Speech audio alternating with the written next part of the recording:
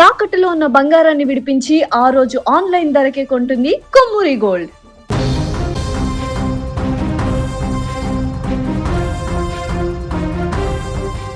America ఆకాశంలో పెను ప్రమాదం జరిగింది. వేలాది మంది చూస్తుండగానే రెండు యుద్ధ విమానాలు గాల్లోనే ఒకదానికొకటి ఢీకొన్నాయి.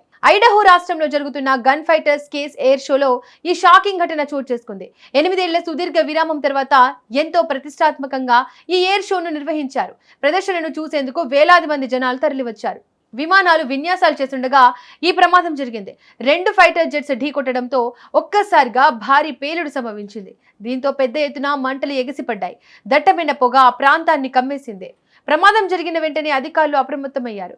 ఈ ఎయిర్ బేస్ ను పూర్తిగా లాక్డౌన్ చేశారు. రెస్క్యూ టీమ్స్ రంగంలోకి దిగి వేగంగా సహాయక చర్యలు చేపట్టారు.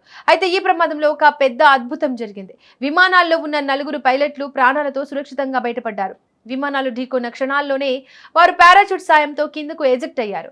ఎయిర్ బేస్ నుంచి 2 మైళ్ల దూరంలో ఈ ప్రమాదం జరిగింది. ఈ ప్రమాదానికి గురైన యుద్ధ విమానాలను EA-18G రకానికి చెందినవిగా అధికారులు గుర్తించారు. ఈ ఘోర ప్రమాదానికి సంబంధించిన విజువల్స్ ప్రస్తుతం సోషల్ మీడియాలో విపరీతంగా వైరల్ అవుతున్నాయి. ఈ ఘటనపై ఉన్నతాధికారులు లోతైన దర్యాప్తుకు ఆదేశించారు.